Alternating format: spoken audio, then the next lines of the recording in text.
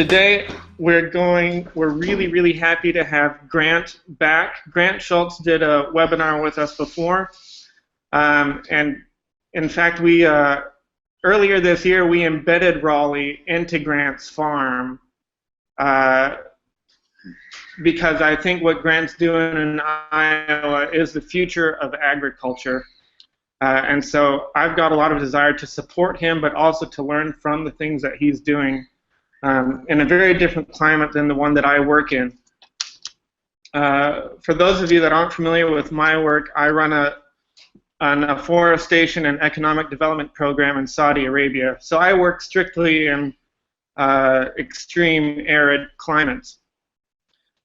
For our announcements that I want to give you before we get on to the webinar, we've got some really cool stuff coming up. We're going to have a webinar with Elaine Ingham on September 15th about how you can biologically treat your soil in a way that increases your yields, increases your water retention, increases your soil carbon. I'm really looking forward to that one. It's going to be awesome.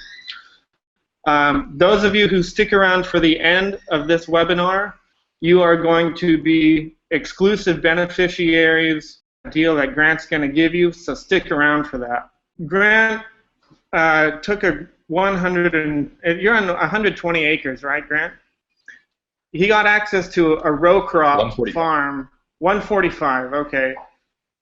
Row crops in Iowa, and over the last few years, he's converted that from what was essentially a cornfield into a functioning agroforestry system. And the work that he's doing is just fantastic. And today we're going to talk about ponds. From my own personal experience, I don't build ponds because a pond makes no sense where I work. I would never just leave open water in the desert because where I am, it's all going to evaporate. So I'm here to learn as much as all the rest of you are. I hope that in my future, if I ever make it back to a more temperate climate, that I intend to build lots of ponds. So we are going to turn this over to Grant. Welcome to Sustainable Design Masterclass. Hope you all stick around. Here you go. Here's Grant. Hey, everybody. Can you hear me all right? All right, today in the next half hour, I'm going to share absolutely everything that I know about pond building as fast as humanly possible. But all through the way, keep in mind that Raleigh and I have been recording film all summer long, and we're going to be recording a really epic pond build this fall here very soon. So we've just launched a Kickstarter project to support this. This is an online course. So I'm going to share as much as I can, but there's going to be even more to be had if you support the Kickstarter that we'll share later. Let's get started. So here's some graphics put together by NRCS. So in the US, that's the National Resource Conservation Service. But it's a good example of a farm pond illustrated, used for many different things. So you've got wildlife habitat, you've got runoff prevention, you've got water collection, and you've got water for livestock, fresh water for livestock watering. Now, there's easy ways of doing that. I mean, maybe you just fence off a portion of that and livestock can approach that pond, but then you have concerns about manure contamination and eroding the pond bank. So I'm going to share all these techniques to make a really resilient pond system. Here's a better idea, watering livestock from a hydrant using gravity flow only. So we've got no active electricity use. It'll work year-round, even in the wintertime, and we're keeping the livestock waste out of that pond system. So a great pond has got multiple functions. We can use it for irrigation, even in an arid climate, for vegetable crops and for tree fruit, livestock watering, of course, habitat for wildlife, aquaculture we'll talk about, actually raising fish for market in a managed aquaculture system. And then we'll also talk about microhydro generation, so using that stored water, again, we're trying to capture and store energy flows for electricity generation using a microhydro turbine, of which I happen to have one sitting right next to me. The idea of a functioning pond ecosystem is truly a resilient habitat. We have all of these energy flows being cycled. We have all these food systems being cycled, and it's yields for both humans and for nature. Now, I like wildlife. I also have domestic ducks on my farm, and they are always looking for another body of water. It's nice to be able to provide for both the wild and for human yields with our own duck eggs and our own duck meat. Of course, you know that I raise other livestock on the farm. We've got pastured pigs. Now those pigs are always looking for fresh water, and in a true max permo system with pond gravity-fed livestock watering, we can have water for these little guys anywhere on the farm. And we don't need electricity, we don't need manual inputs. We've got gravity-fed water just for them, which is pretty great. Again, I run a nursery, newfarmsupply.com, and my trees are always looking for water and irrigation. So when I talk about pond building for you on your land base, you're able to use that same water for irrigation of any crop that you might be growing. Here we're looking at a row of pawpaw trees. This photograph is not on my farm, but this is a small-scale, well-managed aquaculture system. We'll talk about how you can build a series of ponds and multiple sets of ponds for raising fish for market, from fingerlings all the way up to market size. And of course, recreation. Any good pond has got a recreational opportunity for you and just eases the mind. Anytime you're sitting in open water, it's nice to take it in and relax. So when we build a pond, on day one, after it's completed, it looks a lot like this. So you've got an earthen dam put in place, but it hasn't filled up yet. And depending upon your runoff and what you have availability for water, it might take 3 days, it might take 2 years, depending on a lot of factors. We'll talk about that here in a little bit. But let's go through the process. And I want to walk you through, step by step, how you can build a pond on your own property the easiest way possible with most benefit for you at the lowest cost possible. And this is the exact format that we're going to be walking you through in the Kickstarter video. So when you do support the Kickstarter at the end of this webinar, you're going to be able to get all of this and more, much more in depth, so that you can build your own pond on your own property. So the first step in any pond build is surveying. Anymore, we like to use a UAV drone to do that. So we'll fly over a property and then generate a topographic map. So here is a great example of, this is the south side of my farm. It's a little bit of a valley. This is a site we're looking at putting a pond in. So we'll fly over that with a drone. We'll get a good idea of the topography. And you can also get one of those maps from your local NRCS office like this. Again, those lines are elevation lines. It shows topography, so we know that maybe right in here we might do a good pond, or down in here is a good pond site. Using these maps, you can just determine the best site for your pond. So survey is really important. Now with that topographic map, we can start looking at site design. So we'll start with here. We'll say, okay, right here might be a good spot, or right here might be a good spot to put a pond in. Now when you're building a pond, there's several different ways you can do that. The first option is an excavated pond, so purely excavated. That means you're digging soil out of the earth and piling it somewhere else. Either you're spreading it out evenly elsewhere on your land, or you're terracing a bit of it. But it's a lot of soil being moved for very little pond area. Now an embankment pond is when you're pushing soil down slope. Typically in a valley, it's the least amount of soil being moved. A combination pond is what they mostly look at, where you're excavating some area and also building an embankment in others.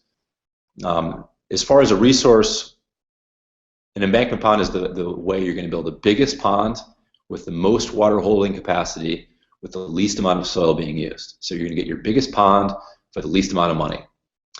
And if you're in a real flat topography, an embankment pond is not an opportunity for you. You're going to have to excavate. But in most parts of the world that are thinking about building ponds, they've got some rolling topography, and we're able to use the landscape to our benefit, both for runoff catchment and everything else. Now here's an example of a very simple CAD design for a pond. That green area you're looking at is in the lower part of a valley, and that's showing the body of water that will be captured, and it's also showing the dam wall itself. And you'll see a roadway model driving across that dam wall. Now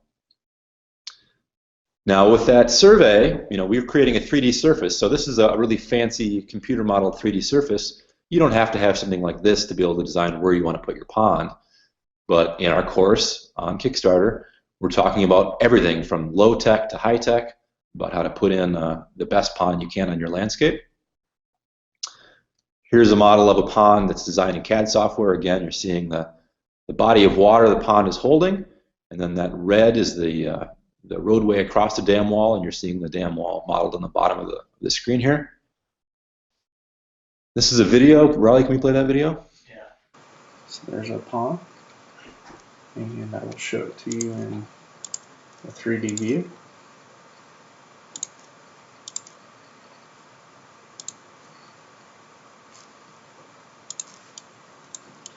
There's our shelves for fish habitat. There's the dam. Here's the upper end for cattails and siltation.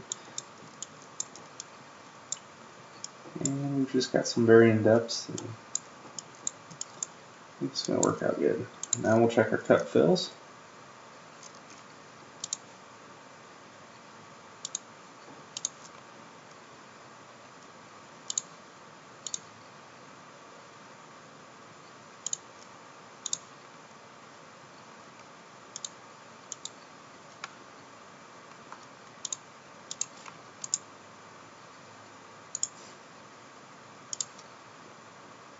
And we have a cut of 27,300 yards and a fill of 17,000 yards.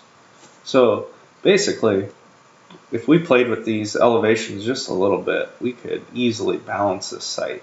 And you could take these cut fill numbers to a contractor, and you could get a price on your pond, take a picture of it, these numbers, and you get an accurate bid from a contractor. All right, we're back on Grant. Okay, all right. So hopefully the video played just fine, and everyone understands that using computer-aided design and drafting, we can actually outsource our pond design to contractors, and we can actually get hyper-accurate modeling done, so we know exactly how many yards of soil need to get moved, and then we can get really good bids on that as well. And actually, you can even send it to contractors and excavators that have GPS-guided equipment, which means that they have auto steer technology, so we can get the pond built even less expensive than that. So not applicable in every situation, but it's really cool to share the technology at play in doing that, because if you're thinking about building a pond even bigger than a half acre or an acre in an area of the world that has GPS technology, which is basically everywhere at this point, you can get your costs reduced sometimes up to like 70%. So I'm going to jump back into my presentation here. Okay, so when we're designing the structure that's going through a dam wall, we do that because we want to be able to control the water. So again, a major concept in permaculture is to control energy flows, to store energy. And water is potential energy. So if we're storing a large volume of water, we have that energy available for irrigation. We can use that water for livestock watering. We can use it for micro hydroelectricity.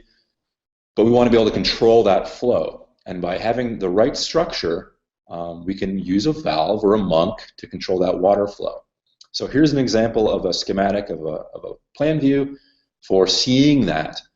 So we're going to have a through pipe through a dam wall. There's going to be items like anti-seep collars to keep the entire dam wall from eroding.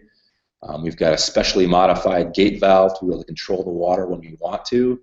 And we've got a trash rack to be able to allow for nature's big storms to happen and have our dam wall not blow out. And we can talk about this more.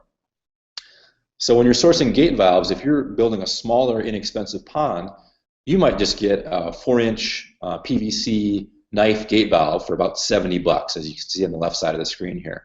Now those need water pressure behind them to seal, and they're not as robust as, say, a 24-inch cast iron gate valve. I've been able to source a lot of heavy-duty industrial gate valves from industrial surplus yards. So this 24-inch cast iron gate valve here was had for under $300. Those are like $5,000 new. I can get 6-inch cast iron gate valves or 6-inch solid stainless steel gate valves for under $60 a piece. So it's a cool little hack on sourcing a really high-end valves when building a pond. But again, like a PVC knife gate valve like this is openly available on the market. They're just not really high quality. A wafer or a butterfly valve is another popular option. Why I prefer steel or iron gate valves rather than these is that these rely on rubber seals to seal. And in a warmer climate, you'll see a butterfly valve like this on the outlet pipe. So it's actually exposed to ultraviolet light from the sun, which is common to break these seals down. So I don't like to see things on my farm or in a pond system or in any mechanical system that is prone to failure or degradation. I want to have something last for a very long time. And because of that, I like to see cast iron gate valves like the one on the right of this screen actually on the inside in the body of water away from UV light and shielded in my pond designs. So if we're thinking about moving water, controlling this water resource that we have for our permaculture design, ultimately we want to use the least amount of energy possible. So gravity is the clear option, but when you use gravity for moving water in a pond in a permaculture system, most think you're limited to only getting access to that water at lower elevations, meaning let gravity push water downhill. And that's true to some extent. There's ways to work around that. Using a thing like a ram pump, we can actually take water from a lower elevation using only gravity and push that water up to a much higher elevation on the site. We'll talk about that in a bit. But also there's other options. An active system like a pump. We can use a solar pump that's using a photovoltaic panel to power a low flow pump that runs effectively whenever the sun is out. So we can pump water actively at low volume over long periods of time to get it elsewhere where we might want it. And of course you can use grid-tied electricity or fossil fuel to pump as well. Other things like a nose pump. There are nose pumps available for cattle that they use their own energy to pump water to themselves. Here's an example of a ram pump system installed. So it's using water flow to pump water to a higher elevation. And oftentimes it's about a 10-to-1 or a 20-to-1 ratio. So if 20 gallons are flowing into a ram pump, only 1 gallon is being pumped uphill and 19 gallons just spill back over and continue downstream or out of a pond structure. Here's an internal animation of a ram pump at work. We have, as a stretch goal on our Kickstarter project at the $25,000 support level, we're actually going to provide a complete ram pump schematic so that you can build your own ram pump at home using easily available materials for under $100. Now, a cast iron ram pump, that you're purchasing, those things get into the multi-thousands of dollars to purchase. Again, we're going to be able to show you how to build one for under $100. Here's another schematic of a ram pump system at work. So you've got a pond here on the left at a higher elevation, and using a drive pipe, it's taking that water from a higher elevation, running it to a ram pump, and then pumping a portion of that via a delivery pipe up to a storage tank much higher on the landscape. It's a great passive system, a great use of permaculture technology. Now on active systems, you're pumping water using components that will wear down over time. So if we're purchasing a pump, a centrifugal pump or otherwise, diaphragm pump, that's got bits and pieces of it that are going to wear out over time. So that's not our best option, but it can be a good option. Also, when we're moving and controlling water from a pond system, we've got to take that water places. I really prefer HDPE poly pipe, polyethylene pipe. I actually like using geothermal pipe because it's very inexpensive for what it does. It's rated for 200 psi. It has a 100-year lifespan. It's a really good pipe, and I can use socket fusion systems to fuse it together rather than using pipe barbs. So it's another great option. And we'll talk about this in the Kickstarter as well. Here's a trencher putting in some subterranean pipe. Now, if we've got a big energy store, meaning a pond system that's high in our landscape or has available elevation below it, we can use that water for many different purposes. How about microhydro? Now, I don't know if Raleigh can cut to this, but here's a microhydro system installed. So this is water being piped down, running a turbine, which is creating limitless free electricity. This is what's called a Pelton wheel. So it's a really cool bit of technology that's really simple. Using a low flow stream of water, we can actually direct this at this Pelton wheel, and it will run a turbine, and that creates electricity. And it's really cool. And I'm going to cut out of here for a moment.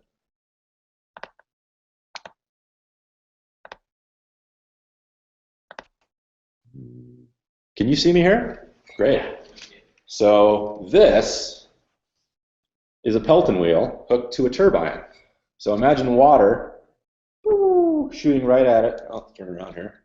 Turning right at it. Each one of these cups is going to capture that stream of water, and it's going to turn, except at really high speed. And this is turning an AC electric generator. So we've got a turbine and a generator here all in one, and this is in my hands. A whole system like this can be had for under $200. Literally limitless electricity off of a low flow system that you could have off of a pond. And we'll talk about this in the Kickstarter. Back to it here. So you just saw a Pelton wheel on a hydroelectric turbine. Now, if you're off grid, you can do this to charge batteries. So you can actually charge a complete battery system for your off-grid homestead without having photovoltaic panels at all. And you can do that with a battery-based system, or you can do it with no battery at all, where if you're generating electricity, whatever load you're not using actually goes to a dump load. So that means it's basically running a heating element or a light bulb somewhere if you're not using it in your home, because again, at that point it's free electricity, you're not wasting anything. Okay, so we talked about surveying our site to build a pond. We talked about design considerations in the pond, valving, piping considerations, micro hydro. How about actually building our pond? We've got to hire some contractors to do this, in all seriousness. So those models that we talked about, if you can model your pond ahead of time and know a good idea of yardages, how much soil is in that dam wall, how much soil do you want to move for that pond construction, you can get the best bid possible from an excavator because they know what they're walking into. Now, a lot of excavators will just kind of look at a site and guess and give you a price, and usually they're padding that pretty heavily to ensure that they don't run themselves into a corner. They want to make sure they're still able to make a living, make some money, even if something goes wrong. And if you can design a pond ahead of time and give that model to an excavator that has accurate numbers, they're able to give the best price in a competitive way. And by doing this, we've seen savings of $10,000, $20,000, $30,000 per pond because the excavator, the contractor, was no longer concerned about are they doing the right thing or not. They know the true numbers. And by using CAD technology, GPS technology, you can outsource a lot of this stuff. And for an expense of your own of $500 or $800, you can end up saving $20,000, $30,000 in your pond construction. It's a major win. Here's an example of a 2D CAD modeled pond. So you're seeing an overhead view. Each one of those blue lines in there is a 1-foot elevation drop. So the dashed red lines are topographic elevations showing 2-foot gaps, and then the pond is 1 foot. So this is a great way of modeling a pond ahead of time. But if you look here, again, we've calculated the entire cut and fill volume. So you'll see on the top right, 7,400 cubic yards of cut, and then below that, 6,600 cubic yards of fill. So that's a reasonably well-balanced pond. So that's one of those combination ponds. We're scraping soil from one place and pushing it to another to create that dam wall. So very efficiently, we know this pond is only going to take 7,000 cubic yards to build, which is really great to have this data when handing that over to an excavator who may not know exactly what that is. And it's really critical to share this because if you're thinking about building a pond, an excavator in your area might be building ponds for the last 30 or 40 or 50 years and be an expert in it, but the technology gap is so minor yet so drastic. Little things like this, paying someone to design this for $500 can save you $10,000, $20,000 with an excavator who would be happy to have this data. They just don't know how to get it. So this is a major opportunity that technology is bringing us right now. And we're going to walk you through this process step by step if you can support our Kickstarter on pond building. So we talked about survey and design, contacting contractors and how you can save big money, by giving them the right data. But what about the actual construction process, putting the pond in the ground? So one thing I won't talk about today is putting in waterfalls and koi ponds and foo-foo stuff. Those are fine things to enjoy, but my body of expertise is not in artisanal koi ponds. It's in functional ponds for permaculture, for aquaculture, for irrigation, for livestock, for recreation, for enjoyment.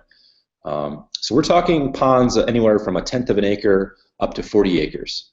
These are not your little backyard koi ponds, even though you can still learn something from this course if you're only thinking about a very tiny pond. So this is a trash rack over an overflow on a pond. So in this construction phase, there's very worthy considerations at play. What structures are in place here? So if you get a big rainfall, it's going to fill this pond up, and that excess water has to go somewhere. So if you look at that roadway in the back there, that's what's called an emergency spillway. So you see how it's dipped down a little bit there? If it ever rains so much, so fast, that the overflow pipe can't handle it all, it's going to go right over that emergency spillway. So that's literally called an emergency spillway. But we want to avoid that happening as much as possible, because that opens up concerns about soil erosion and roadway erosion and potentially a catastrophic failure of that dam. So what we want to do is we want to maintain water flow into our overflow pipe, even in a major rain event, or if there's driftwood flying down or debris. And a trash rack is meant to keep debris out of that overflow pipe, keeping it from clogging so that it can keep operating. But what happens all too often is that those trash racks get overwhelmed with debris, and then they cease working. So if there's driftwood and leaves and rotten hay or anything flowing across that, it can clog it up, and then certainly it's going to have to go over that emergency spillway, which we want to avoid at all costs. So how do we handle a torrential rainfall with potentially some debris and maintain the integrity of our pond system? One thing I like to use, when constructing a pond, is an overflow rack that's designed that actually pulls water from below the surface of the pond. So by putting a second pipe around our overflow pipe, it's drawing water from about 2 feet below the surface of the pond up and then down, and that keeps almost all surface debris out of our overflow system. So if you've ever had to skim a pool before and get leaves and everything else that's floating on a water surface out of there, this completely eliminates that, because it's pulling water from just below the surface of the pond. It's pretty neat. We'll walk you through step by step how to build one of these systems in our online pond building course. So here's a pond that's been built. Now, how do we keep it sealed? How do we keep the water in there? All too often we don't really have high clay soils, and water wants to leak out, right? We want to actually capture that water and store it and enjoy it. So you've got to seal that pond.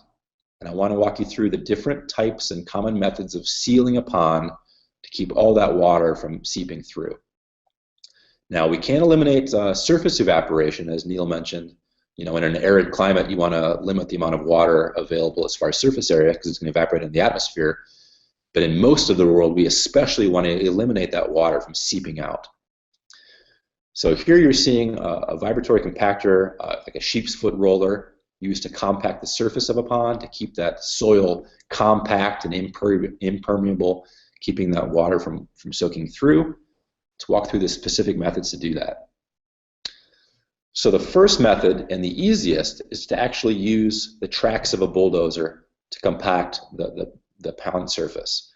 Now, this works really well if the soils are heavy in clay and if you've got the right soil moisture.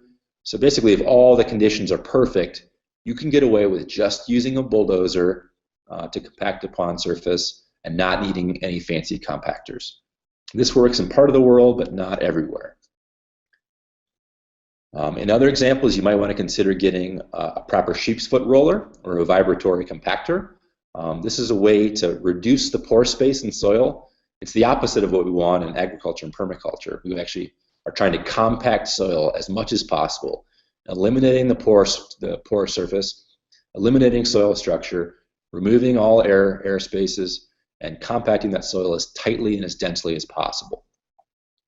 A little bit of water helps here. Another example, and this is used in tropical areas oftentimes, is getting a vibratory plate compactor mounted to an excavator. So this is a hydraulically driven vibratory plate compactor that compresses soils to keep them from seeping water through. In areas where you might have volcanic soils or like a karst layer, some random bits of limestone, it's nice to have a tool like this to come in with some clay and with precision really compact potential problem areas to keep ponds from leaking. Another example you hear about a lot in the American South is bringing in bentonite clay. So this is hauling in clay from off-site that's spread across a pond site, mixed in, and then compacted. And it's really, really, really effective, but it's really, really, really, really, really expensive. So we want to avoid that at all costs. A more modern take on using bentonite clay, this is called GCLs. This is geosynthetic clay layer. So what this is, it's a layer of fabric that's pre-impregnated with bentonite clay. So rather than having a whole bunch of it and spreading it willy-nilly like this, it comes in a fabric that's pre-impregnated, and then you can roll that out over a site, and as soon as moisture hits that, those clays expand. So here's how that GCL layer is being installed. Again, GCL is a geosynthetic clay layer. So it's rolled out, put in place, and then as water touches it, it makes a really impermeable clay layer, which is pretty great. So we've talked about surveying ponds, designing ponds, hiring contractors, building the actual pond, ways to seal our pond. But what about things like, okay, how do we get the right fish habitat going? How do we get the right fish? So purchasing fingerling fish in much of the world is easily done, but what's really important is that you can't put all the fish in right away. You have to stage it. So you have to have your feeder fish before you have your predatory fish. So when you're stocking a pond, oftentimes the first year you'll stock it with minnows, smaller fish, kind of lower trophic level fish, and they'll get established, they'll reproduce, and then the following year or 6 months later, then you can have your muskie and your pike and all your predator fish that are eating the little fish.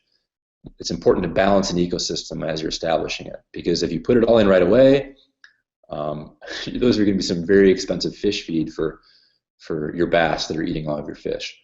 And we'll talk about costs. So to buy 100 fingerling fish in my area in the Midwest USA, you're paying anywhere from $75 to about $90 for 100 fish. And minnows are less expensive, obviously. We'll talk about stocking rates, how many pounds per acre of water you need to get a properly balanced ecosystem. And also, how do you get it done? You can hire a fish stocking crew, or maybe you just go fishing one day and bring in fish yourself. We'll talk about the best ways to do that. Of course, we all love to fish. Another consideration is building the right dock.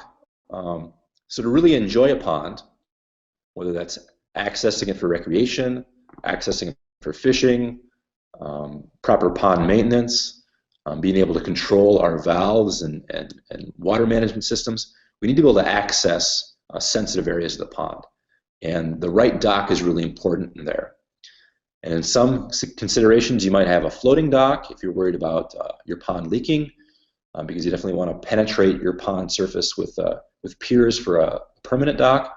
We'll talk about preferred wood species, so the decking of a dock. You want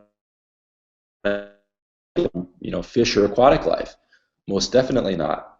We'll talk about what species to avoid, what materials to avoid, and what really makes the most sense for you and your area for a really healthy pond ecosystem. And also, this is specifically to the U.S. I'm really good at accessing government grants and cost share programs. For my farm in Versaland, I was actually awarded over $25,000 in cost share just for a pipeline system and for a pond install. So that's more or less covering the entire cost of establishing a pipeline and a pond on my site. Now that's pretty cool. Hey, free pond. That process is not easy to navigate, and I can share with you how that's done, how to access this government grants and cost share programs, and how to get one done. Now specifically, my knowledge base is really only for US-based cost share programs, so that won't benefit you if you're elsewhere in the world, but there is an immense body of knowledge to be had for pond building by supporting this Kickstarter.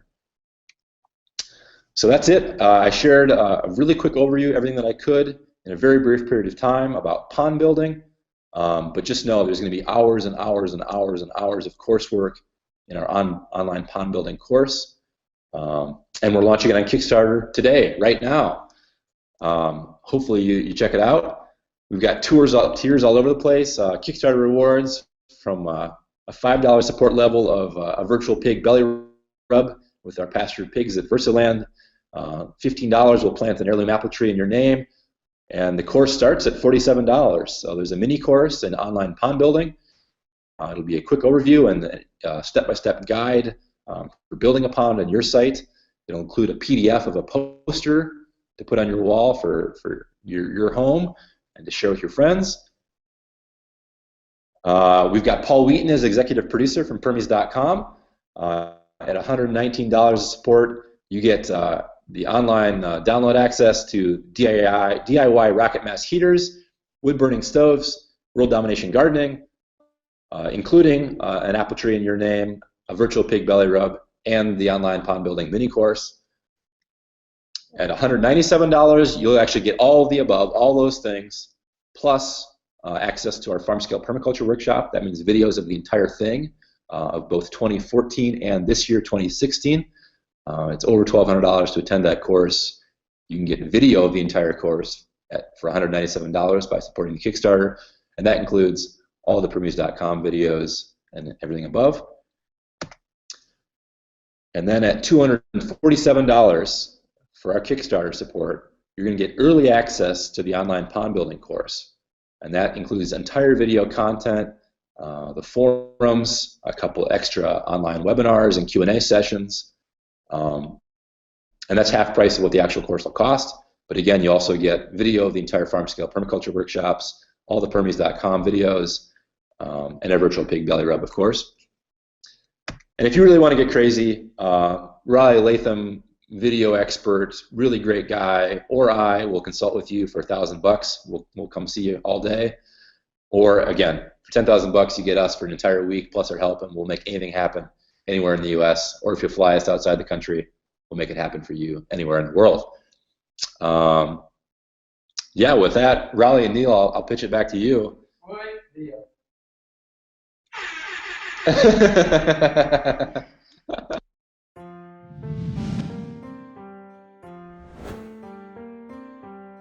Hi, I'm Grant Schultz. I'm a farmer, land designer, and pond builder. At my farm, Versaland, we're heavily reliant on water. The addition of a well-built pond provides clean drinking water for pastured livestock, irrigation for fruit trees and vegetable crops, and recreation for fishing and swimming. This fall, we're going to capture the construction of a major pond build. We'd like to share this entire process with you every step of the way, including surveying, site design, hiring contractors, the actual construction phase, and even details like sourcing and stocking fish and building the right dock. And here's the kicker. We'll even show you how to get government grants and cost share programs to help pay for your pond, just like we do. So if you want to add value and enjoyment to your land, now and for the future, I invite you to take our interactive online pond building course. It includes video content, live Q&A sessions, and a forum for all of your questions. We've got seasoned filmmaker Riley Latham here to film and edit the entire project. We even have the bad boy of permaculture himself, Paul Wheaton, as executive producer. How cool is that? But first, we need your help. Putting together a course of this quality takes a lot of time and effort. When the course does launch in a few months, it'll be a premium experience and offered at a premium price. That's $500. But for you, our early registrants, we're offering it at half price. That's $247, but only if you register right here and right now. So if you want to learn how to survey, design, build, and pay for your dream pond, then get on board and help us make this course a reality. I guarantee you won't find this information anywhere else.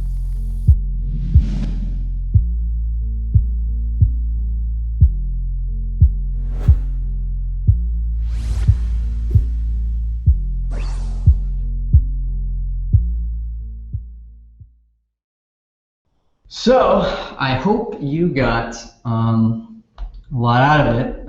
We're going to have a Q&A right now. Let's take it back to Grant.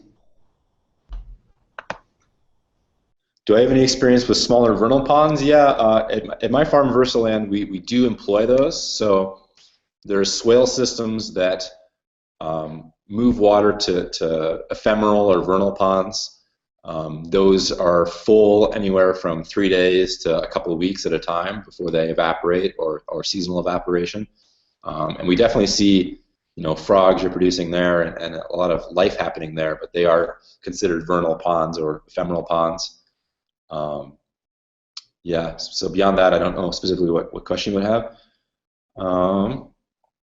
What other questions are there? Yeah, so back to ram pumps. You can build a ram pump really inexpensively. There's certain tricks to it that you almost have to have showed to you via video, which is our hope to do with the ram pump video in the Kickstarter project. You can see plans online to build one out of PVC pipe, but they're prone to failure. So ram pumps have a lot of impactful force in them, and it just shatters PVC really quickly. So in permaculture systems, I don't like to build disposable anything.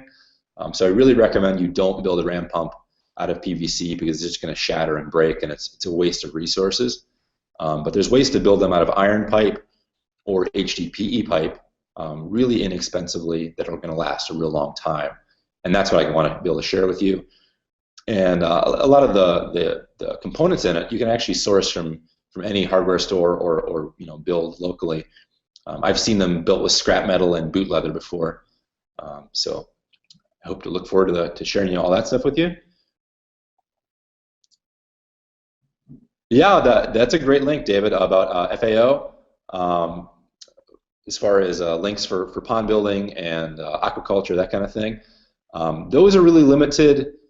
Typically, the designs are for like Southeast Asia with some of those FAO documents. So that the literature there was really based upon a single soil type and a single style of aquaculture. It's a great resource, but I don't really think it's applicable for the entire world. Nick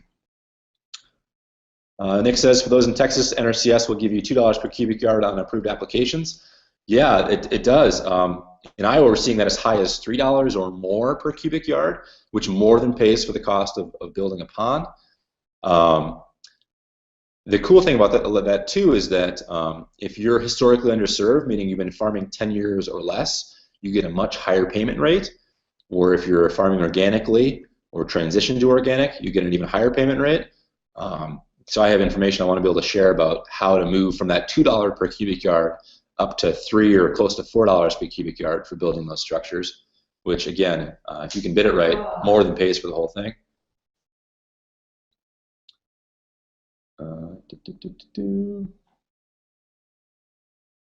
What else have we got here? Richard says to really take advantage of a 3D design using drone data, you need newer heavy equipment with the 3D control software like CAT's AutoGrid, AccuGrid. Yes and no. So you can still use 3D design software to create a design, and with those accurate yardages, you can still bid that and estimate that job, whether or not you have a laser guidance system or GPS guidance on equipment. You can still, get an accurate bid using old school equipment. Grant, I don't think we're having issues. Okay. I lost it in the chat box, Gypsy, but you had asked questions about environmental protection services, EPS, and permitting. It's not showing me the old questions again because we reset. So if you ask them again, I can get a specific answer for that. Curtis says that was not even close to not in depth. I assume you mean that was pretty in depth. But yeah, we try. It's tough when you only have half an hour or an hour. So the question is, how would I seal low clay soil for a 3-foot by 3-foot pond, for example? Well, a 3-foot by 3-foot pond is very small, so you might consider getting a liner for something that small. Glaying is a concept. Gley is actually using biological material, so just biomass. Getting some waste hay or any green material. And what you want to do is it'll create an anaerobic layer. So if you lay that over the soil and you get it wet and you compact it, as water covers that material up, it goes anaerobic, which as it's compacted makes it impermeable. So it's a way to effectively create an impermeable pond liner using organic material versus hauling in a rubber membrane or a PVC membrane. That's called glaying, Gley. Using livestock along with that, if you fence in a very small pond area, let's say you dug up a hole in a semi-sandy area, throw in a bunch of pigs in there, throw in a bunch of hay, and they're eating that hay for feed. Yes, pigs can survive on only hay and water, and as they compact that into the pond bottom, it'll make an impermeable layer and it'll start filling up, and then you just expand their area over time to make it larger. Next question. Matt asks, what resolution LiDAR/GPS data is necessary to get a good design? My state county has 1-foot LiDAR data available for free. Yeah, that would be sufficient. Ideally, you want to go to 6-inch if you want to get hyper accurate. But 1-foot LiDAR data is enough to do a good pond design. And yeah, you can export that. You don't need a fancy survey or anything like that. You can get accurate design and yardages done with just a LiDAR map of that accuracy. Now, you would not be able to necessarily export that to GPS-guided equipment because it would not be geo-referenced with just LiDAR alone. But if you had control points, you would be able to do that as well.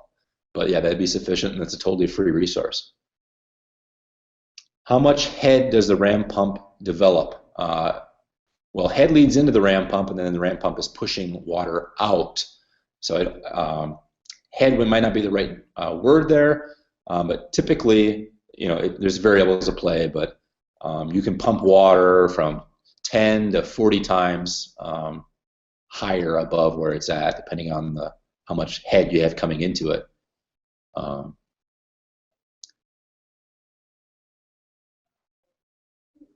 We have all seen the news of folks getting hit with crazy fines or going to jail for illegal ponds. Yeah, in the western U.S. with very layered water rights, illegal ponds there can be some areas where that happens because you're effectively stealing water rights from a neighbor that you don't have legal right to. But all too often, and this is what I see happening on the greater internet, is that fear is perpetuated by one person's negative experience. A blog post or a video is created as clickbait so that somebody can get some ad revenue that says any pond built in California is illegal or any pond built in Colorado is illegal. And that's simply not true. It's really not true. You need to navigate your local laws to get it done right, but it's not an impossibility, and don't let fear and negativity influence you developing your property. Brady asks, do I see opportunity in the Midwest for fish production at market scale? Could fish become a primary income stream? Yes, I do, and we're seeing more and more of that. There's both opportunities for indoor aquaculture. I'm seeing a lot of aging hog confinement buildings that are being repurposed. And again, if you think about the pit that is underneath a hog confinement building, it's a concrete impermeable tank, which makes it predisposed for indoor aquaculture. You can obviously excavate outdoor ponds for aquaculture as well. You're seeing that more in the south. So the concern with efficient production of fish outdoors year-round in the upper Midwest is freezing. So species like tilapia that have really high growth rates, they don't do well in the upper Midwest. They have to be indoors, or it has to be in the American South or in a warmer climate to do that. But yeah, the right species outdoors, aquaculture is definitely an opportunity in the Midwest, and indoors certainly is in the Midwest.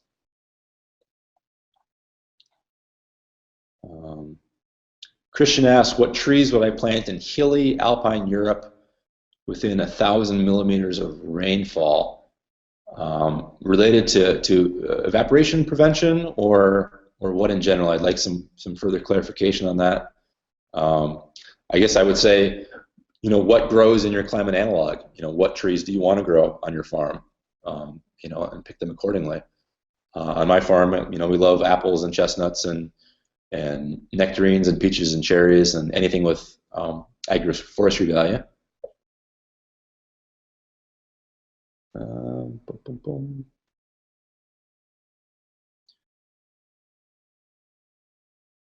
HL asks, what is the minimum size for a healthy pond? I really hate the answer, it depends, but that's totally true there. You can have a vernal pond that is 4 feet in diameter, and that's a completely healthy pond.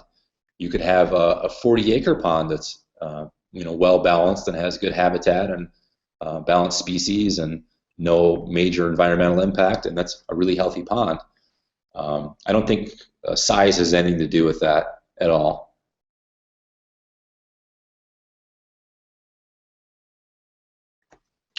Marvin, when is an unsealed pond better? I have a site for a pond on the highest point of my farm, and I was hoping it would raise the water table. Well, you can certainly regenerate aquifers by capturing and storing water higher on the landscape in an area that is either degraded or was previously drained. Absolutely true. Even without the pond, if you're just improving soil structure and you're getting water to penetrate into the soil profile instead of running off very quickly, you can absolutely regenerate aquifers, and by that logic, raise the water table. Again, water tables are very dynamic. If you think about how water moves under the soil, it's not necessarily always an equal strata. It's moving around quite a bit. So that's one opportunity. And again, every pond leaks a little bit. Even a really well-sealed pond is still seeping water through.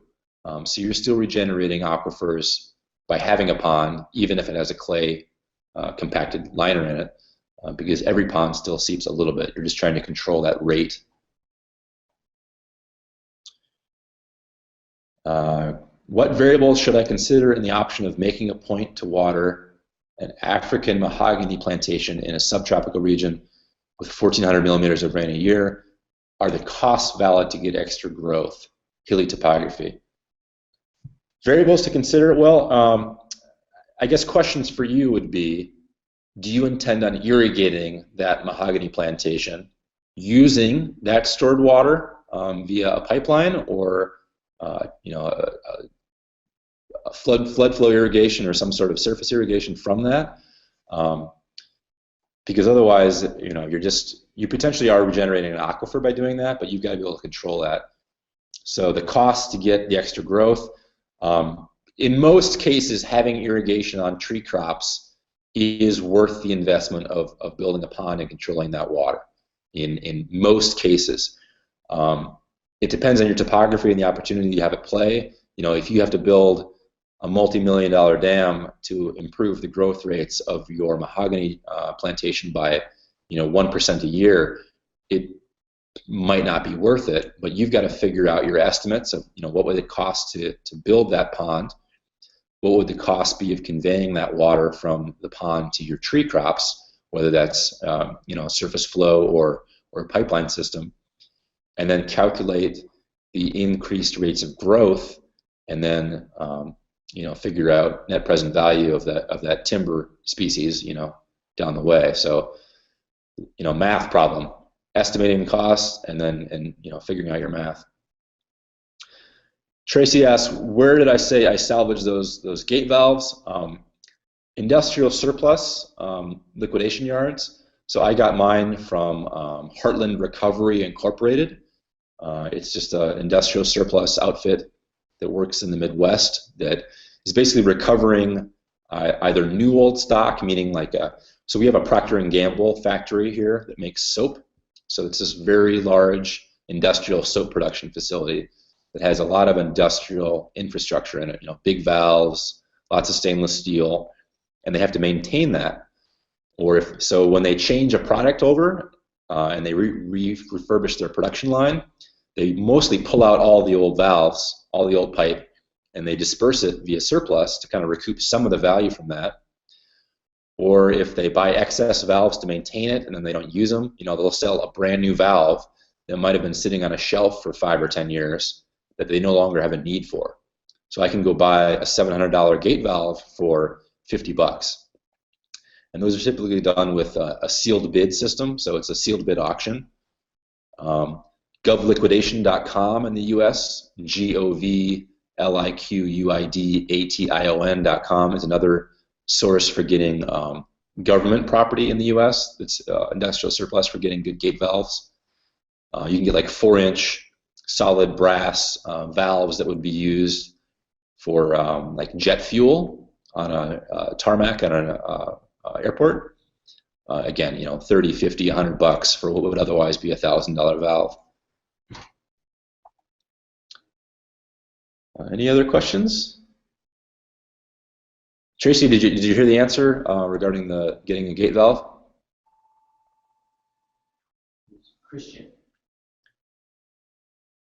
Christian, okay, you ask, trees with 1,000 millimeters of rain in a year in a hilly alpine Europe, fungal problems because of no source of Castanea species with seed sources.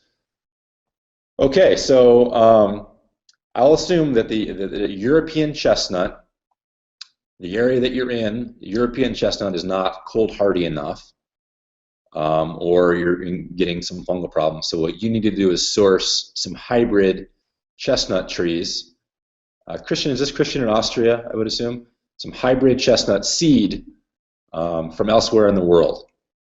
So I'm zone 5 in the US, so on a really cold year it gets to go up -30 Fahrenheit here. I don't know what the Celsius conversion is on that for centigrade, but we use typically 3-way hybrids, so that is American chestnut seed crossed with either European chestnut or Japanese or Chinese chestnut. And the Japanese and Chinese trees are fungal resistant, and the American chestnut has cold hardiness. So when those hybridize, you can get hybrid chestnut seed that's cold hardy, that's fungal resistant, to get some really great trees. And you can source that in the U.S. From newfarmsupply.com or various university breeding programs. The American Chestnut Foundation has a seed foundation seed source you can get seed from now as well. But also keep in mind that the American chestnut is being bred using genetic modification now. So some of the American chestnuts that are blight resistant, they are genetically modified. So look out for that. Marvin asks, is it not risky to have a pipe in the pond when the pipe might be accidentally drained, vandalism or whatever? I don't see that as an issue. It's very easy to lock a gate valve to remove the operating system, to remove it from being opened. You can rather easily remove the operating wheel. So there's a hand wheel on most larger gate valves. With one bolt, you can remove that gate wheel and you can store it somewhere. That makes it completely inoperable, unlikely to be drained. And when you want to come out and drain it for whatever purpose, you can reinstall that. I don't think that's an issue at all whatsoever. And if that is a concern for you as far as security goes via vandalism, there's probably much bigger issues at play. Jeremy asks, techniques for building deep ponds that stay cool for trout at 6,000 feet in northern New Mexico. So species like trout do prefer cooler waters. They also need highly oxygenated water, so they need a lot of available dissolved oxygen in the water. So some species of trout can handle warmer water as long as it is still oxygenated, so it's important to have a good aeration in there. So passive aeration can be done with like a windmill-driven aerator, essentially a turbine in the air that's running an air pump that's then aerating the water underneath. And those systems are commercially available, though they're also easy to build. A photovoltaic aeration, so having photovoltaic panels out that are running aeration all the time helps by oxygenating water whenever the sun is shining. But I think the big thing there is that it doesn't always make sense to grow species that are not well adapted for your climate. I mean, you can push things a little bit one way or the other, but choose species that want to grow there anyway. And I would think that at 6,000 feet in northern New Mexico, you've got native trout there anyway. So I'm not familiar enough with that part of the world to talk about specific species. But look at nature. Read the book of nature and pick fish that want to grow there anyway. I once talked with a woman that wanted to raise salmon in cavernous underwater ponds in the dark while feeding them a vegetarian-only feed. And I thought it was a really unique design consideration because salmon are omnivorous. They eat both animal and plant material, and they grow in water, in cool water, in the sunlight. So you can force nature into a box as tight as you want, but it's a lot easier to work with it than against it. Great question, Jack. Jack asks, how close can trees be safely planted near a pond? It depends, but let me talk about design considerations there. So whenever you build a pond that incorporates a dam wall, in all likelihood that has a keyway through it. So it has a clay layer in the core of that dam wall that's heavily compacted. So that keyway through that dam wall is keeping that dam from shifting downslope, from sliding in a landslide, but it's also a very thick, heavily compacted, impermeable layer. And if you grow a tree on a dam wall itself with a taproot, that has the potential to infiltrate that clay layer and compromise it, which would allow water to erode, leak, and then eventually destroy that dam wall, and the entire pond would fail. So unless it's a natural pond, I try and avoid growing. I would never grow a taprooted tree anywhere on a constructed dam wall. Period. It's generally considered a no-no. You want to have rhizomatic grasses, perennial grasses, to eliminate erosion, that have shallow root systems that aren't going to compromise a dam wall. Around the perimeter of a pond, elsewhere, not near the dam wall, I think you're okay, growing trees just fine, taproot or otherwise, because the pond is actually keeping that water layer above the root zone of a pond. Another consideration is what species of trees do you want to grow nearing a pond. If it has a higher water table at that point, you might not want to be growing a chestnut tree that prefers well-drained upland soils, but you might be wanting to grow a black walnut or a swamp white oak that is naturally adapted to wetter soils. So if you're going to build a pond in a bur oak savanna, you really got to think about where you're siting that, because if all of a sudden you dump a bunch of water over the root zone of a species of tree that doesn't like that, it's not going to be happy, and you might kill your prized tree. Seth asks, do you have comments about aeration, water circulation, and deep zones? Yeah. So when designing a pond, you always want to consider having multiple zones of habitat. So deep water, shallow shelves for different species that have like fish. Some fish want to be in shallow water in heavy scrub and debris and plant material so they can avoid predators. The deeper the water is, typically the less aeration is there, so it's lower oxygen, colder water the deeper you go. Depending on what you're trying to manage for, you want to have all those different layers. One thing we weren't able to include in the webinar today was the idea of artificial riprap. So a friend of mine did a larger pond install, and they wanted to create habitat for fish right away in this pond, and because it was constructed, it was all smooth bottom, and hauling in rocks can be really expensive. Hauling in a 40-ton boulder can be really expensive. A couple of great ways of creating habitat for ponds early on is getting Christmas trees at the end of the Christmas season and just dumping them into a pond. It provides a lot of habitat for fish. But what Ryan did was he actually took lengths of PEX pipe, so just random lengths of poly pipe, and he put them in a small tub, the ends in a tub, and then he filled it full of concrete. So what it created was this funny looking tree, a fake, all these PEX fingers with a concrete base. So then he just tossed that into the pond, and it sunk to the bottom, and then had all these fingers in there, and it was immediate habitat for fish. Karen asks, if you have a pond that is sealed with the help of pigs, will that affect adding fish later on?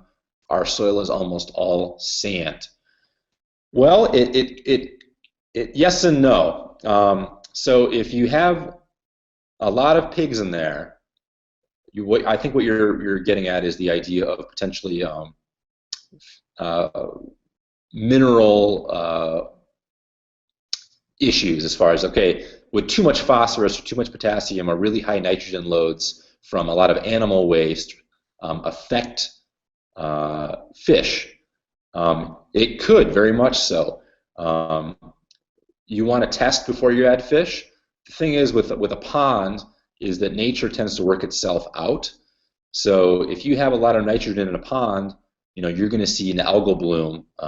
If you have P or K levels that are off, you're going to see different bacteria or fungi come in that'll promote that. You can correct that pretty easily just using biological management. But yeah, high nitrate loads for fish is never good, but there's certainly ways of managing that ahead of time. I don't think that the volume of nutrients from pigs being in there for a clay layer, it would be sufficient to cause issues with fish. Now, if your soil is almost all sand, 100% sand, you might spend years using livestock, a clay layer, hauling in biomass, and using livestock to do that. It might be faster and simpler just to get in some clay or haul in some clay from nearby to do that. You can't build a pond anywhere you like, but in most places you can. Mauricio asks, before the 3D design, do I run a geotechnical assessment to know the soil mechanics and types? Yes. My point being is when in design you may have different pond plans. Is it feasibility to run an assessment first? Yeah, so what we'll often do is we'll run a soil probe out and run core samples or run a tensiometer out to check clay layers or what we're working with there. In the U.S., we can rely on some really great data tables. If you Google NASS, the National Soil Survey in the U.S., all the soils are previously mapped. And if you drill down in this, it'll actually talk about the qualities of the different soil types. Percentage of sand, silt, and clay, percentage of organic matter, its abilities for water retention, soil permeability, that kind of thing. Now, those surveys are never 100% accurate, but they do a lot of the legwork for us ahead of time, and we can look at all of that online. And then when it comes to getting to a site, we'll just dig around a little bit and do some testing first. So clearly, you do basic diligence before designing a pond, but much of that we can do online in the U.S. Now, I'm not certain the soils database and the geotechnical assessment of those soils, The U.S. military has data on those soils around the world. And you'll see, it's pretty crazy to see some of these drop-down menus on some of these soil surveys. The reasoning for knowing, worldwide geotechnical assessment is for military emplacements, for building things like, runways on military bases, emplacements, whether it's a good place to put an ammo dump or a fuel dump in. Can they excavate it? Will those soils hold up to emplacement? Meaning, can they, build barracks or retention walls or anything that will keep, fire from coming in and impacting an ammo dump. Again, I'm not military, but some folks are. I've already seen that question. Diane asks, what about 50-50 sand silt? That's better than 100% sand for sure. But as far as good sealing, to maintain that impermeable layer, to maintain good compaction, you really need some clay. Silt does great of being impermeable when it's undisturbed, but it's easily disturbed. So if you can find some way to kind of lock that down, either mixing that with a little bit of clay, a little bit of bentonite, or again creating that gley, that anaerobic muck layer, yeah, you can do that even with soils like that.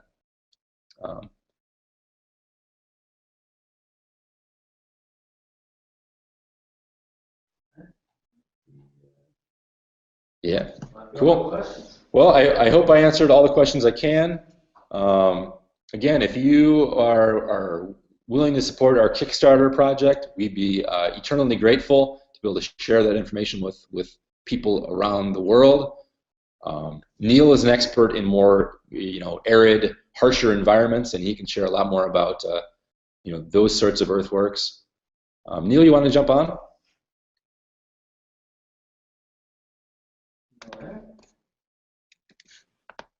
Hey everybody.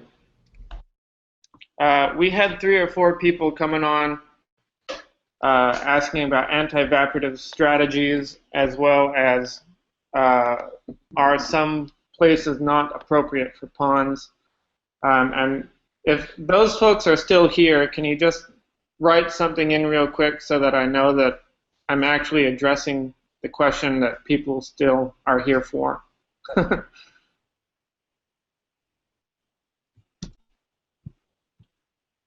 Yeah, we've still got 76 people here. Great. So along the lines of, I just want to put in one additional note to what Grant was talking about in terms of getting your soil tested. It's not just a simple, I'll get there, Mike. It's not just a simple thing of looking at your clay versus your sand versus your silt. There are some clayey soils that actually are very inappropriate for dams, and so if you're looking at a big project, you really need to have a geotech look at it. And one of the most particular things you need to look for is called your cationic exchange capacity. All right, I'm going to type that in here, because there are some clay soils that will absolutely fall apart once they're exposed to water because of this particular factor, the cationic exchange capacity. Now, in places where somebody brought up a dam before where they said, my dam is empty most of the year, and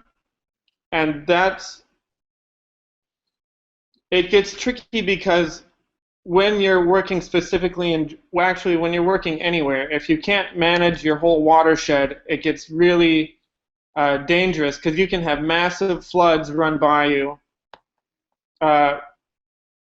especially in deserts, but even in places like Louisiana, obviously. So you're watching these floods go by, and you're like, man, I wish I had a way to slow this down. But dams typically in arid places are not a good idea, because that is going to evaporate.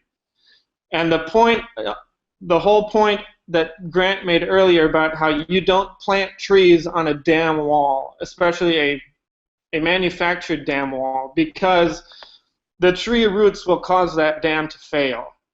Because you have to have your key and you have to have the right kind of soil profile, and so your roots will. So you can't plant trees on a dam to reduce wind evaporation and provide shade for you.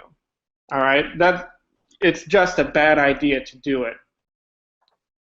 I can't think of an exception to that in our hot, dry climates where you're going 4 to 6 months with no rainfall. There might be one, but I don't know what it is. So typically what you're going to try to do in dry lands is you want to get your water into the ground as quickly as possible, rather than trying to store it above ground. That's the principle. The way to implement that is going to depend a great deal on your topography, on where you are in your watershed, and on your particular soil type and precipitation rates. So I don't want to give you a hard and fast rule about this is what you do, but typically in dry lands, you want to get that water in the ground as fast as possible. You don't want to store it above ground because you're just going to lose it. And the easiest way to determine whether or not you're in a place where that's the case is to look at your potential evaporation rate versus your precipitation rate. All right. So if you're getting 500 millimeters of precipitation, and you're getting 1,000 millimeters of potential evaporation, what you have to look at is how much water can you actually catch and condense into an area, right? Because it's not a linear relationship, because your dam is going to be collecting water from a bigger landscape than just the surface area of that pond. I need some follow-up on that because I can't see your eyes. I want to know where we are so far. So HL and Darian and Diane.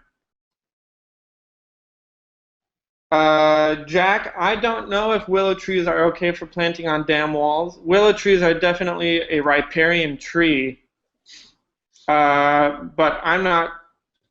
Willows don't grow where I work. I wouldn't do it. It's not worth the risk, right? If you're putting in thousands of dollars into building a dam, I just don't think it's worth the risk. Okay, I don't know if willows are taprooted trees, but I would recommend against it. If Jeff says it's okay, I would still not recommend it. If there are ponds... Is my mic on, Neal? Yeah, yours is on. So here's why I would not do that. So willows, again, it depends on the species of willow, but they put out a lot of top growth. They grow very quickly.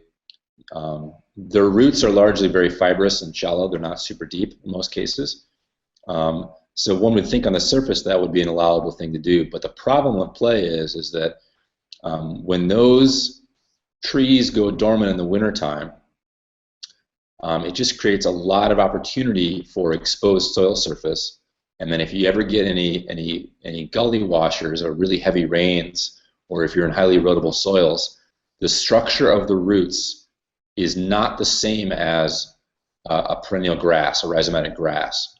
It's not effective enough to maintain all that soil on the surface. So in the dormant season, if you get a lot of rain and there's no grass barrier below those willows, it's just an erosion nightmare.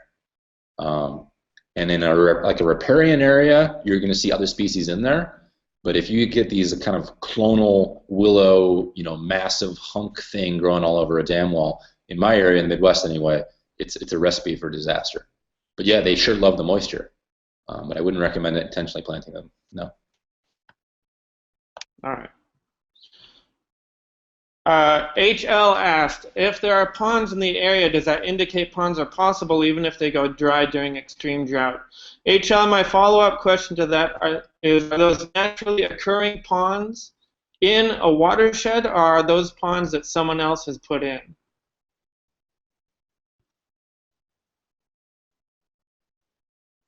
That's my immediate follow-up question. Because if there are naturally occurring ponds, maybe you've got beavers creating them. I don't know where you are. That's the first thing we got to look at is where you are. But typically, if the pond is dry most of the year, then just off of that fact, I would not recommend putting in the money to build the ponds, because it's only going to benefit you during the wet season, but it's not during the wet season that you need that pond to be full, right? So the pond fills up during the wet. Okay, they're dug ponds, but it fills up when it's rainy, right? And then it maybe buys you like another month or another 2 months of water supply for whatever you're irrigating or for whatever use you want it for. But just the fact that they're dry most of the year, I would look at it as a simple cost-benefit analysis. Is it really going to be worth it to you to take on this kind of project and put in a dam when it's not going to be full when it's dry where you are? All right. I mean, I don't have any other information except for the fact that you're in Central Texas, but that's my immediate take. Is that you'd probably be more worth your while putting in some kind of cistern where you're not going to lose the water that you do catch. At least in dry places like Central Texas. And I'll back that up by saying that all the dryland civilizations pre-industrial era that I've looked at, and I've looked at the Anasazi, and I've looked at the Pueblo, and I've looked at the Nabateans as models for the project that I'm running. None of these civilizations built dams. They didn't build reservoirs. They built ways that would slow down floods, and they carved cisterns out of the mountains that weren't exposed to wind and weren't exposed to sunlight, so that the water they did catch would stick around for as long as they needed it. Okay?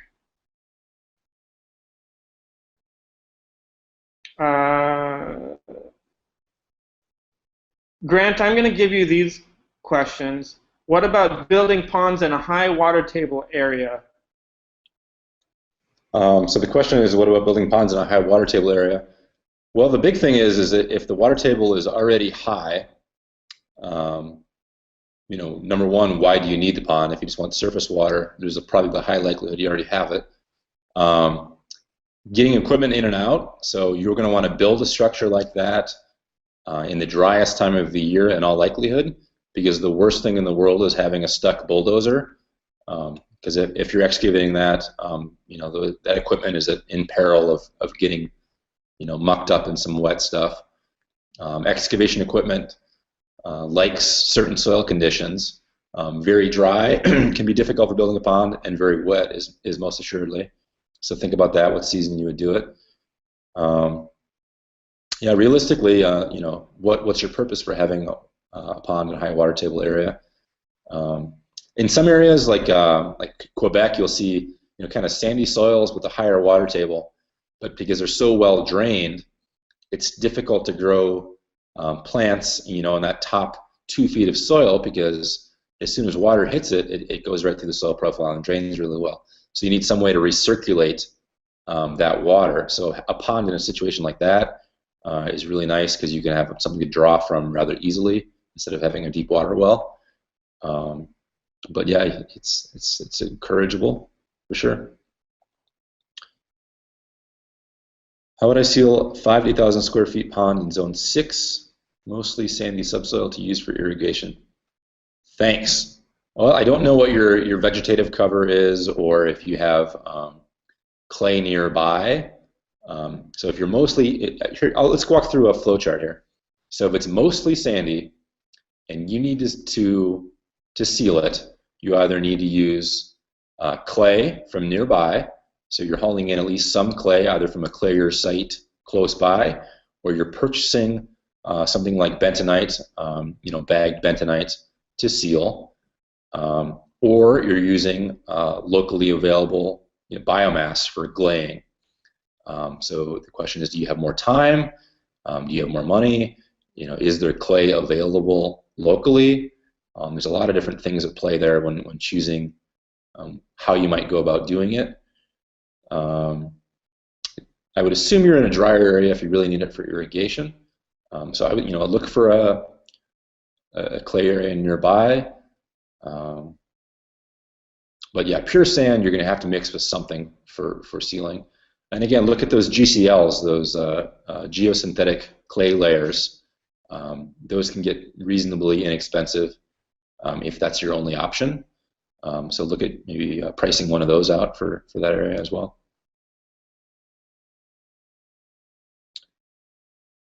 There was a question from Gypsy that I saw that didn't get touched on. Yes, if you know that you're going to build a dam wall in like a treed valley somewhere, yeah. If you're going to build a dam wall in a treed valley and you intend on having it flown with a UAV for a GPS survey, you may as well go ahead and remove unwanted trees in that area, because you're going to get a more accurate survey, and they're going to have to go, anyway when you do build that structure. So you might as well do it ahead of time.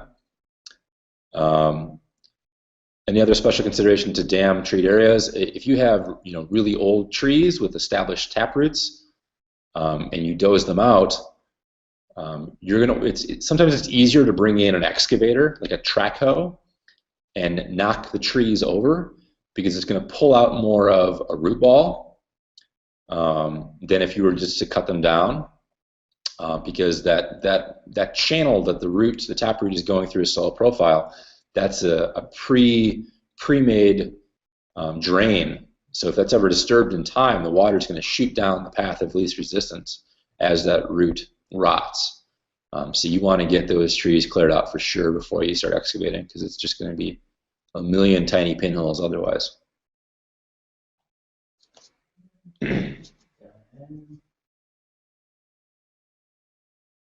Diane asks, how deep a layer of clay would you need with a clay silt base?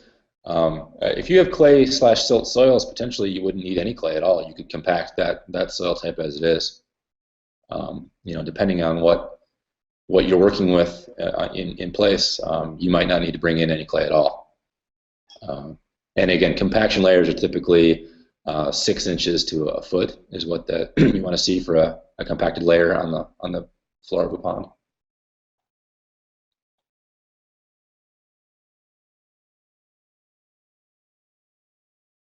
Cynthia asks, if you're planning to grow filtering plants like cattails, will those create a problem for a fabric clay liner? In cases like that, it depends. So what I would probably do is I would do a separate basin. If you're in very dry areas or areas that have soils that are not conducive to pond building in the first place, and you have to use a liner like that, you're going to want to create a small sediment basin ahead of the main pond, and that's going to be your plant filtered area like that. So you would end up redepositing a little bit of soil on top of the GCL like that for filtering plants. Alternatively, you have them growing in the watershed or in the valley leading into that layer ahead of time, because number one, they're not going to be able to grow on a GCL anyway, because there's not going to be any soil. So you almost have to haul in soil and put them in place, or have them growing ahead of that actual structure, because there is the potential for, yes, some perforation by having any plant material on a liner like that.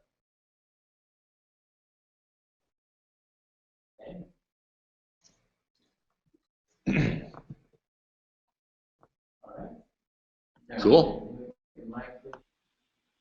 All right, folks. We got Mike. Do water lilies reduce evaporation? They can, as can duckweed and a couple other floaties. and they can clean the water for you as well. That's right, Azola. That's what Ben Falk uses up on his place. If we don't have any more questions, we're going to thank the 70 or so of you that stuck around. It's been, I think it's been really good, actually. I learned a lot. I always think the Q&As are the best parts. Grant, you've got one more question. How would a Pareto list for the cost of building? Actually, I don't know if we've. You see that one from Fernando? Yeah, I see it. So Pareto list is essentially, Pareto principle is like the 80-20 principle. So what are the 20% of things that you could do that would have the largest effect on any given task? What would a Pareto list for the cost of building a pond look like? Well, the biggest one would be siting the pond properly to have the maximum net benefit for a site. So you want to move the least amount of soil to have the largest practical pond and size that you have as far as storage volume and everything like that. So oftentimes finding the right valley to move a little bit of soil to capture a lot of water is the way to go. That's number one. And that's accomplished using good data. So even if it's just a map by hand, it's still good data. I've repurposed equipment and pipe. If you can get a new old stock $700 valve for $40, that takes very little effort for a major return. And always buy the best material as possible you can get. Yeah, those are the two big things that jump out at me.